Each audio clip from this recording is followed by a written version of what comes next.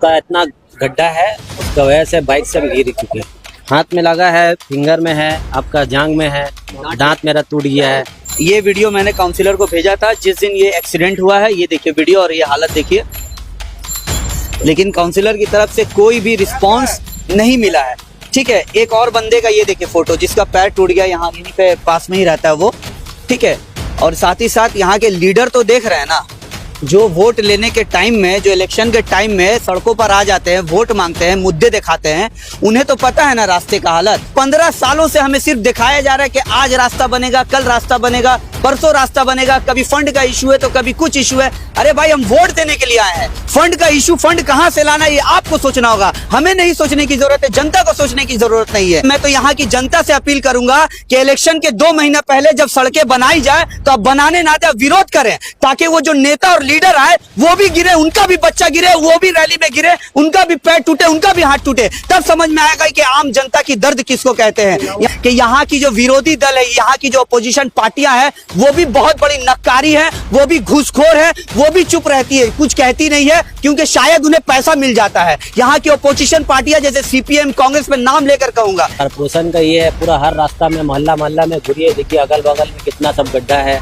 कोई काम नहीं हो रहा है, आदमी को परेशानी है। मैंने इंजरी हुआ है, 3 जगह इंजरी है। एमएलए भी आए थे, आतिन घोष भी आए थे, उनको भी बोले थे, वो भी एश्योर करके गया था कि हमरा ताड़ाताड़ी काज करछी, लेकिन कुछ नहीं हुआ। वो समझ लिए अभी हम लोगों का लास्ट, मतलब ईद से अभी आने वाला है, और ये रोड और पानी का जो इशू है, ड्रेनेज का जो इशू है, ये कंटिन्यू है, ये चल रहा है। और यहाँ के लीडर सिर्फ और सिर्फ जब पोलिंग बूथ में बैठने के लिए 10,000 15,000 मिलता है तब वो सामने सड़कों पर आते हैं, नहीं तो उसके बाद उनको फर्क ही नहीं पड़ता है। भाड़ में जाए जनता, चाहे कुछ भी हो, कुछ बोलेंगे ही नहीं। बेलगेचिया को हमेशा से ही, पिछली सरकार में भी बेलगेचिया को नेग्लेक्ट किया गया है, चाहे यहाँ के रास्ते हो, चाहे यहाँ का ड्रेनेज सिस्टम हो, चाहे यहाँ का पानी का मसला हो, बेलगेचिया को हमेशा से नेग्लेक्ट किया है। जबकि मैं यहाँ पे रोक रहा हूँ, जबकि 54,000 3 नंबर वार्ड में वोट है और 22,000 वोट बेलगेचिया के लोग दे करके, बेलगेचिया के लोग जिसको वोट देंगे उसका काउंसिलर बनेगा, लेकिन यही के लोगों के साथ नाइंसाफी हमेशा देखी जाती है। वो नेता आता देखने के लिए, चमचा पहले चलाता है, चमचा उसका काम करवाने पे रुकावट देता है।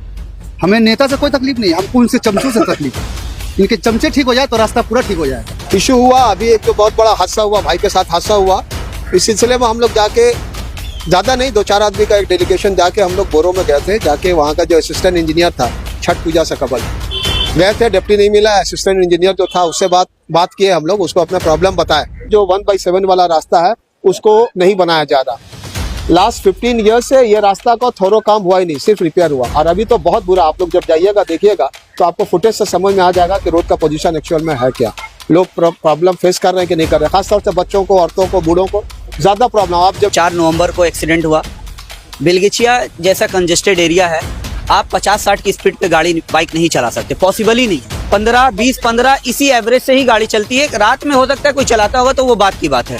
ये जो इंसिडेंट हुआ ये 11 बजे के करीब हुआ, और 11 बजे भी काफी कंजेस्टेड रहता है हमारा एरिया। तो 3 नंबर यूनिट के पास जो गड्ढा था, वहां गिरने की वजह से राइट हैंड का एल्बो फ्रैक्चर हुआ, लेफ्ट जो फिंगर है, लेफ्ट हैंड का फिंगर है, वो फ्रैक्चर हुआ है, 2 दांत टूटा है।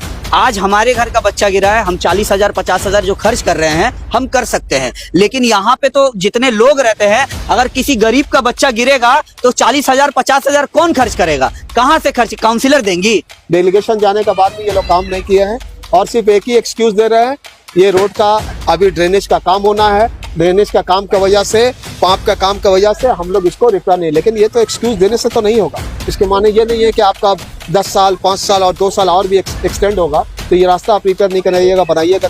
जो इमीडिएट रिक्वायरमेंट है उसको तो आपको करना ही होगा। आप ड्रेनेज का काम कब करते हैं नहीं करते वो आपका मामला है। 15 साल से ये रास्ता खराब है। आप वार्ड नंबर 3 काफी बड़ा है, ये बेलगेचिया बस्ती में आप खड़े हैं।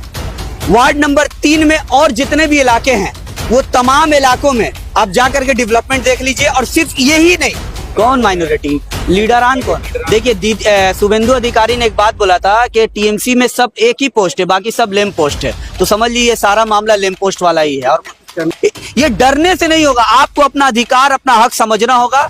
आप सामने आइए, कौन क्या कर लेगा। आप हक बोल रहे हैं, संविधान हमारे पास है, पुलिस प्रशासन हमारे पास है, हम लीगल मामले पे भी जा सकते। क्यों डरते हैं, ये तो लोगों से पूछना होगा ना। देखिए आम आदमी को सामने आना होगा। जब भी मीडिया पे बाइट देना होता है बेलगेचिया की बका के लिए, 2-4 लोग जो होते हैं सामने आते हैं, 2-4 लोग, मैं नाम भी ले सकता हूं। इसके अलावा कोई कैमरा के पीछे भी आने से डरते हैं लोग। यहाँ पर लोग दूसरे के कांधे पर जो है ना बंदूक लेकर चलाना जानते हैं। कुछ लीडरान तो मुझे कहते हैं बोलो फला काउंसिलर के बारे में, फला एमएलए के बारे में, वो पार्टी करने वाले लोग होते हैं, लेकिन हिम्मत नहीं है उनके बाप में कि वो खुद सामने आकर कैमरे पे बोले, क्योंकि उन्हें अपना एजेंडा चलाना होता है। उनसे, मेरे भाई से या किसी गरीब के बच्चे से उन्हें कोई मतलब नहीं होता है। उन्हें 2026 का एजेंडा चलाना है, इसीलिए वो इस तरह की बातें करते हैं।